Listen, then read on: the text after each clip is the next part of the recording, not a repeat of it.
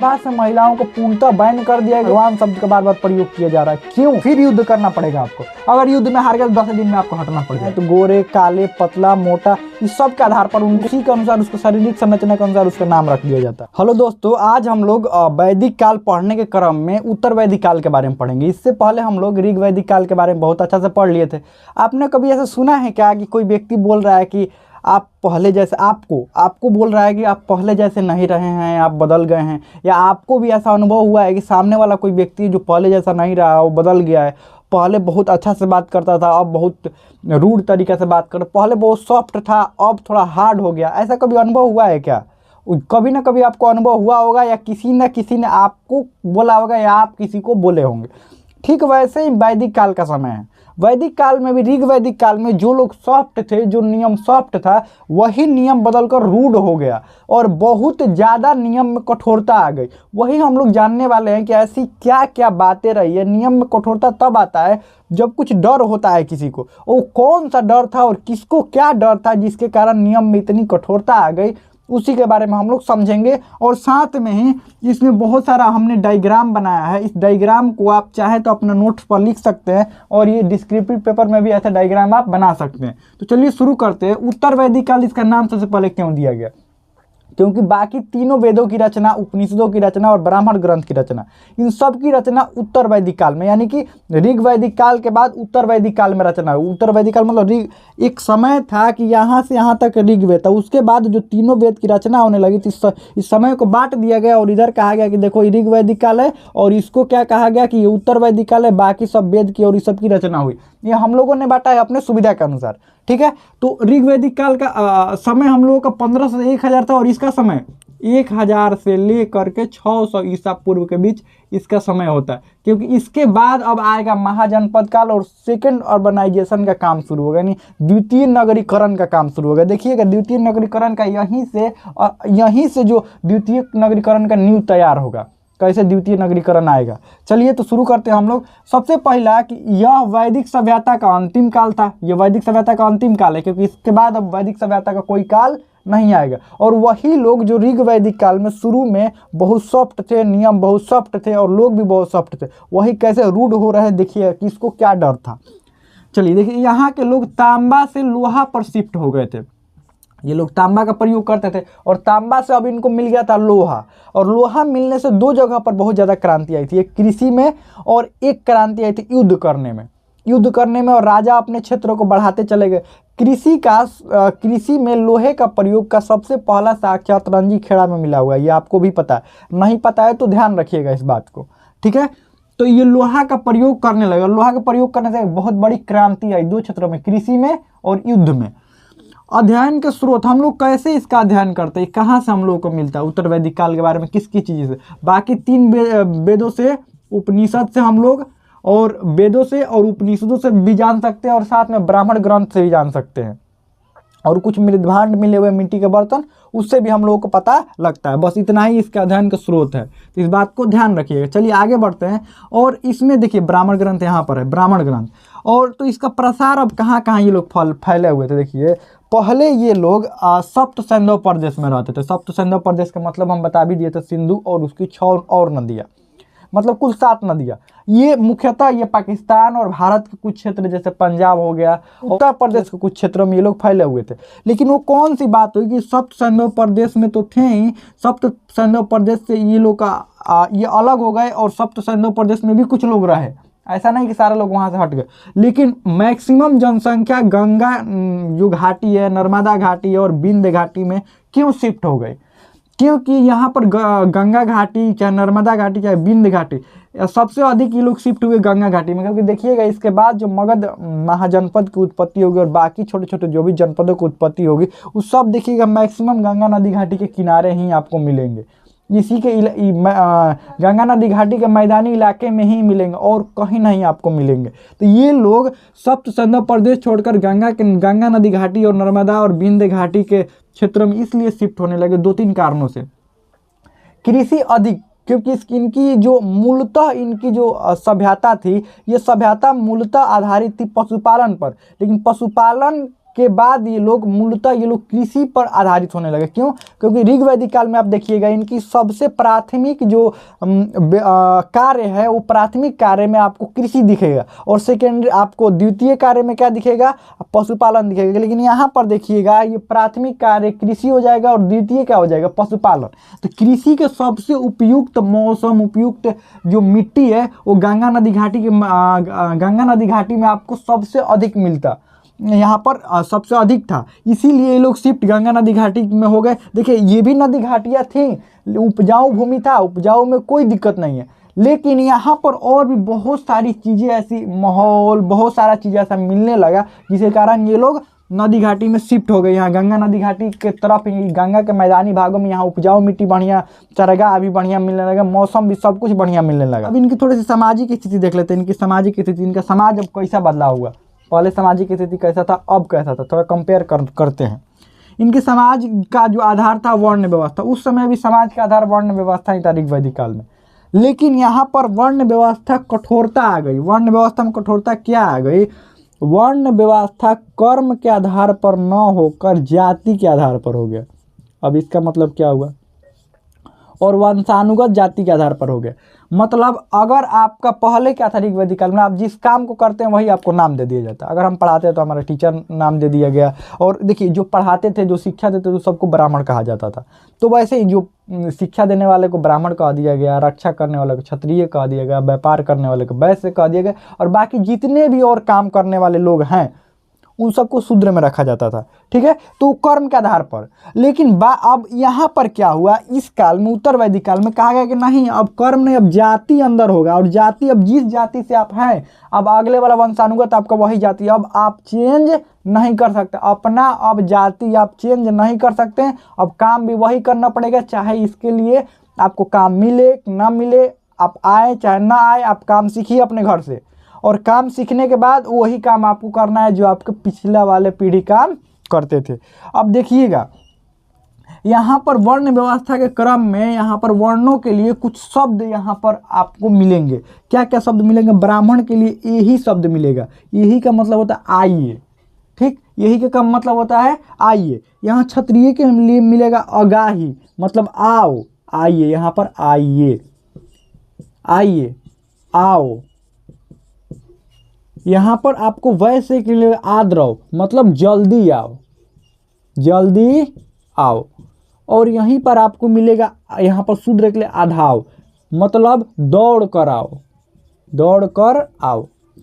आप देख रहे हैं शब्दों में कितना भिन्नता है ना। ब्राह्मण के लिए जो शब्द आइए प्रयोग किया जा रहा है कितना बढ़िया लग रहा है। क्षत्रिय के लिए आओ, थोड़ा सा खराब। यहाँ पर वैश्य के लिए जल्दी आओ, उससे हल्का सा खराब। सबसे ज़्यादा खराब दौड़ कर आओ। आपको बुलाया जाता है, कोई भी काम के लिए अगर बुलाया जाता है या कुछ भी के लिए बुलाया जाता है, एक व्यक्ति ऐसा हो जिसको कहा जाए आइए, एक व्यक्ति ऐसा हो जो वही सेम वही जगह से आओ, और वही एक जल्दी आओ, और एक को कहा जाए दौड़ कर आओ। तो इससे ये पता चलता है कि यहाँ भेदभाव बहुत अधिक मात्रा में चालू हो गया था, और बोलियों में भी भेदभाव अधिक चालू हो गया था। मतलब जो शूद्र थे उनको ऐसा, मतलब नॉर्मल भी व्यक्ति हो तो उसको बढ़िया से बात नहीं किया जाता था। इसका प्रमाण यहीं पर मिल गया, उनके प्रति भेदभाव का प्रमाण।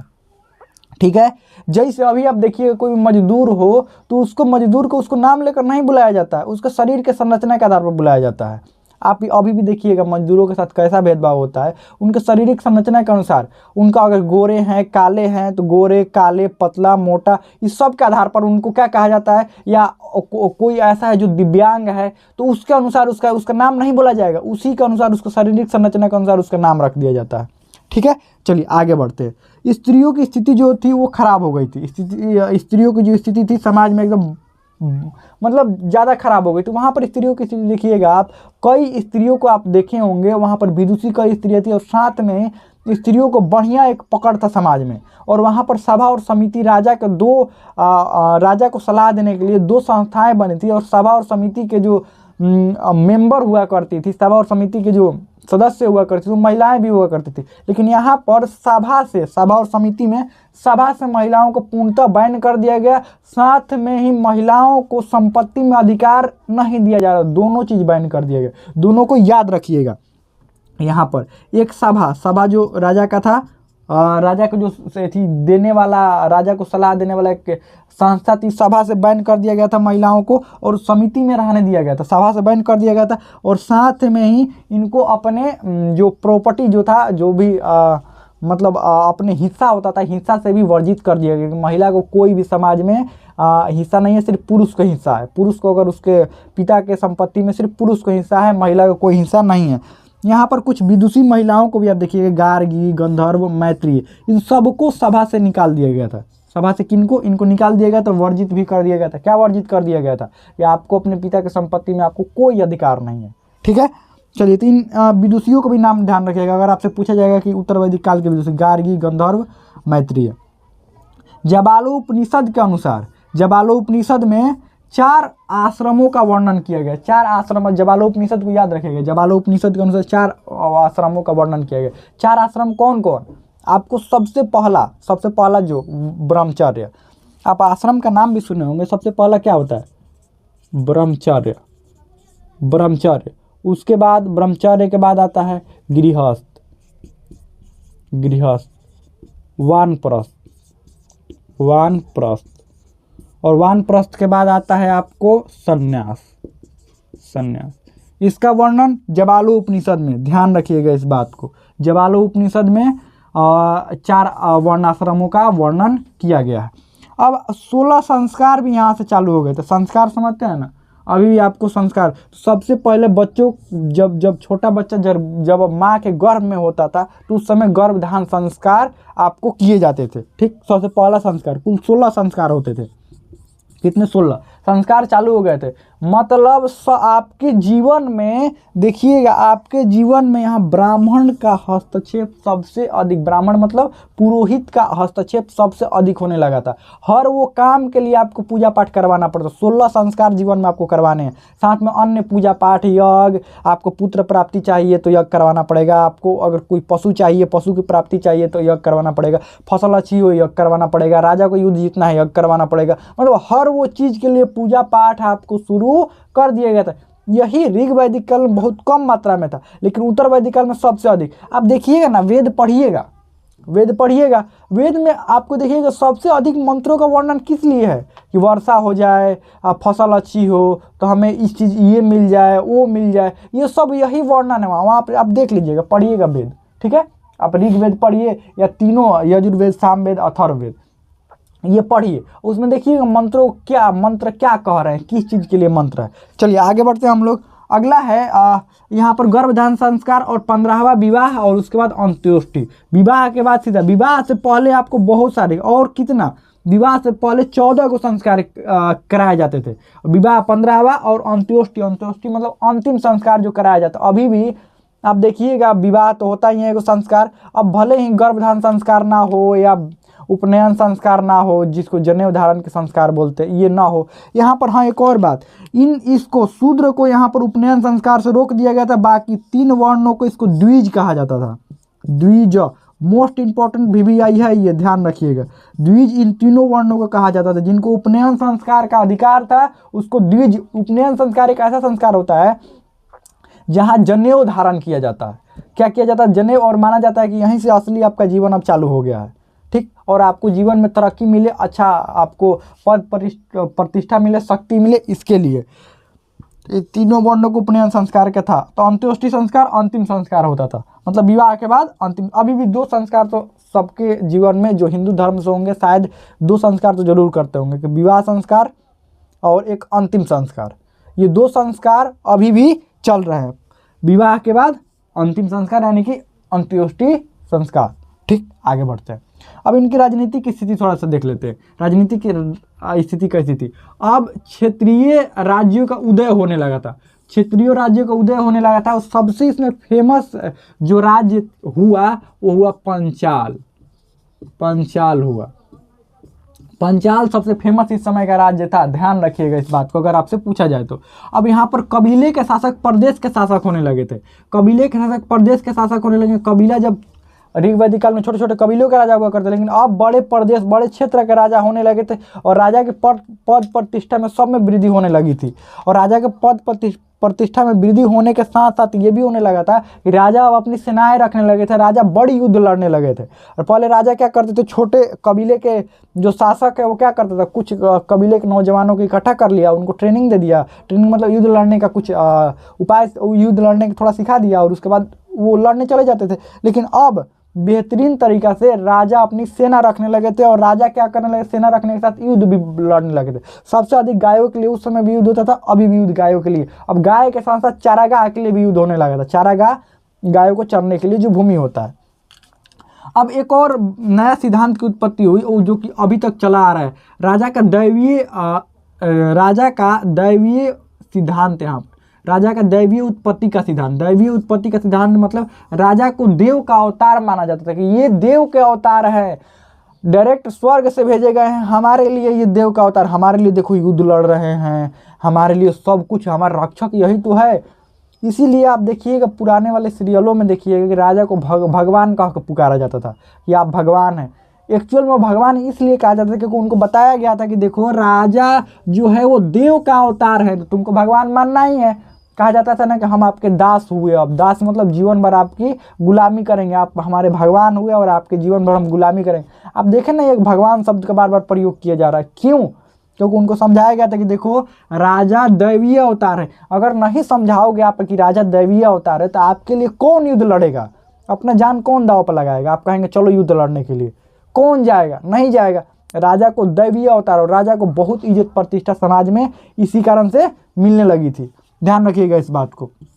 आगे बढ़ते हैं। राजा का पद जो है वंशानुगत होने लगा था। देखिए राजा का पद वंशानुगत होने लगा था और साथ में ही यहाँ पर देखिएगा वर्ण आश्रम, यहाँ जो वर्ण व्यवस्था है, वर्ण व्यवस्था में कठोरता आने लगी थी और राजा का पद वंशानुगत होने लगा था। ये दोनों चीज़ क्या दिखाते हैं कि राजा और जो भी बाकी ये तीन वर्ण, ये वर्ण हैं, इनके मन में डर आने लगा था। देखिए कबीला का राजा कैसे पहले डिसाइड होता था, कबीला का राजा कौन होगा? कबीला में जो सबसे योग्य व्यक्ति होते थे युद्ध लड़ने में, शारीरिक रूप से मानसिक रूप से सबसे ज़्यादा योग्य होता था ना, वही अब ये कह रहा है कि हम योग्य हैं, एगो और व्यक्ति कह रहा है हम योग्य हैं, युद्ध करवाया जाता था। और युद्ध करवाने के बाद जो जीतता था वही कबीला का राजा होता था, वही कबीला का विजेता होता था, ताकि वो हमें अन्य कबीलों से बचा सके। लेकिन यहाँ पर राजा का पद वंशानुगत इसलिए कर दिया गया, इसलिए उन्होंने राजा को डर था कि अगर हमारा अगला वाला पीढ़ी अगर हमारे लायक नहीं हुआ तो ये तो पद छीन लिया जाएगा। या राजा को ये भी डर था कि अगर उस समय ये भी होता था ना कि आप अब जैसे आप कबीले के राजा बने हैं, 10 दिन नहीं हुआ कबीले के राजा बने हुए, तब तक कोई और कह रहा है कि हम तुमसे ज़्यादा ताकतवर हैं, तो फिर युद्ध करना पड़ेगा आपको। अगर युद्ध में हार गए तो 10 दिन में आपको हटना पड़ जाएगा। लेकिन राजा के दैवीय उत्पत्ति का सिद्धांत अगर कह दिया गया तो कहा गया अच्छा राजा हैं, ये देव हैं, इनसे अब नहीं लड़ना है, अब इनका पुत्र भी देव ही होगा। जब ये देवता है तो इनका पुत्र क्या होगा? देवता ही होगा। तो यहाँ पर ऐसे चलने लगा और राजा का पद भी वंशानुगत, क्योंकि राजा को डर था कि हम तो योग्य हो गए, अगर हमारा बेटा योग्य नहीं होगा तो क्या होगा? हमसे पद छीन लिया जाएगा और कोई और आ जाएगा। अब देखिएगा आगे वाले समय में भी कितना भी आप पद वंशानुगत कर लीजिए, क्या एक ही वंश का शासन रहा? क्या भारत या कहीं पर भी आप किसी अन्य देश में देख लीजिए एक ही वंश का शासन रहा क्या? नहीं।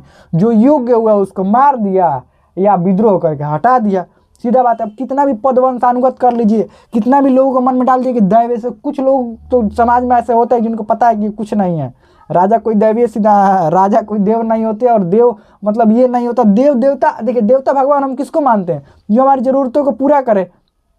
तो राजा का कोई दैवीय अवतार नहीं है, ये सब लोग जानते थे, जिसके कारण आगे आप देखिएगा आने वाले वंशों में कोई किसी को मार देगा, ये वंश का व्यक्ति इसको मार देगा, उसके बाद राजा बन जाएगा, आगे देखिएगा आप।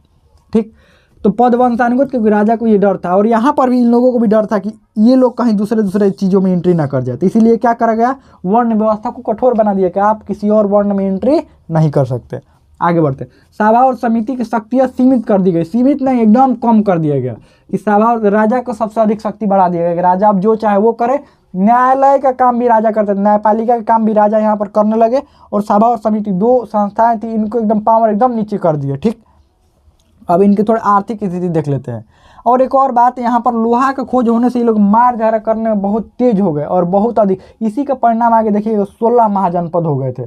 आगे आप देखिएगा, आगे हम लोग पढ़ेंगे तो आर्थिक स्थिति देख लेते हैं। आय का मुख्य स्रोत अब कृषि हो गया था, पशुपालन 2 नंबर पर हो गया था। पहले पशुपालन था, ट्रेंडिंग में पशुपालन चल रहा था, ट्रेंडिंग में मतलब ऋग्वैदिक काल में ट्रेंडिंग में पशुपालन था, लेकिन अब पशुपालन से इनका काम नहीं चल रहा था। अब क्या करने लगे थे ये लोग? कृषि, क्योंकि मैदानी भागों में, बढ़िया मैदानी भागों में ये लोग आ गए थे। लोहे का उपकरण का सबसे अधिक प्रयोग यहाँ पर करे जाने लगा था कृषि में। लोहे के उपकरण का प्रयोग करने के ही क्रम में सबसे अधिक कृषि में क्रांति आई थी। अन्य कार्य इनका क्या क्या था, और भी लोग अन्य कार्य क्या क्या करते थे? यहाँ पर अन्य कार्य में ये लोग क्या क्या करते थे, क्या क्या करने लगे थे? युद्ध लड़ना, व्यापार वाणिज्य, शिल्प कार्य सबसे अधिक। और युद्ध लड़ने का काम राजा करते थे, उनका काम है युद्ध लड़ना था। व्यापार वाणिज्य यहाँ पर आने लगा था, व्यापार करने लगे थे ये लोग। और साथ में ये समुद्रों से भी इनका परिचय हो गया था, समुद्रों से भी ये परिचय हो गया था इनका, ध्यान रखिएगा इस बात को। शिल्प कार्य, जहाँ पर व्यापार और शिल्प कार्य आएगा आपको समझ लीजिए कि आप अब नगर की तरफ बढ़ रहे हैं। गाँव से ये लोग अब नगर के, जहाँ व्यापार आया, व्यापारी, आप पिछला वाला में नहीं देखे थे सिंधु घाटी सभ्यता में, वहाँ पर व्यापारी थे तो नगर बने। जहाँ पर व्यापारी रहेंगे वहाँ पर कन्फर्म है कि नगर बनेगा ही बनेगा, वहाँ बहुत ज़्यादा उत्थान होगा ही। यहाँ पर देखिएगा सेकेंड अर्बनाइजेशन का काम चालू होगा। जनसंख्या में वृद्धि होने लगी, बहुत अधिक जनसंख्या में वृद्धि होने लगी, क्योंकि खाने के लिए बढ़िया भोजन मिलने लगा, कृषि करने लगे, भोजन मिलने लगा, सब कुछ बढ़िया ठीक ठाक मिलने लगा, जिसके कारण, और मौसम भी यहाँ पर ठीक ठाक रहने लगा, जिसके कारण जनसंख्या में बहुत अधिक वृद्धि हुई। धार्मिक स्थिति अब इनके देख लेते हैं। इनकी धार्मिक स्थिति क्या थी? धार्मिक स्थिति में भौतिक सुखों के लिए पूजा किया करते थे ये लोग, यज्ञ किया करते, यज्ञों की संख्या में बहुत वृद्धि हो गई। यज्ञ किस किस लिए अब बताया भी थे, राजा भी यज्ञ करवाते थे, युद्ध लड़ने जाते थे तो यज्ञ करवाते थे। हर काम में, अभी तो बताया भी थे कि हर काम में आपको यज्ञ करवाना पड़ता था। पुत्र प्राप्ति के लिए यज्ञ करवाइए, पशु प्राप्ति के लिए यज्ञ करवाइए, फसल अच्छा हो यज्ञ करवाइए, हर वो काम जो आप करना चाहते हैं, नया काम कर रहे हैं, उसके लिए यज्ञ करवाइए। तो यज्ञों की संख्या में आपको वृद्धि होने लगी थी।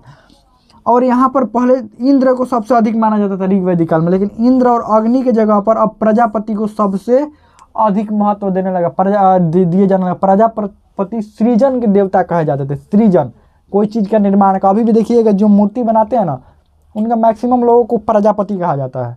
आप देख लीजिएगा, मूर्ति बनाने वाले को प्रजापति कहा जाता है, यानी कि वो सृजन कर रहे हैं, एक नया निर्माण कर रहे हैं। प्रमुख यज्ञ भी होने लगे थे, अश्वमेध यज्ञ, राजसूय यज्ञ, वाजपेयी यज्ञ। अब अश्वमेध यज्ञ क्या होता था? एक घोड़ा छोड़ दिया जाता था, राजा द्वारा एक घोड़ा छोड़ दिया जाता, क्योंकि घोड़ा इनका उपयोगी पशु था।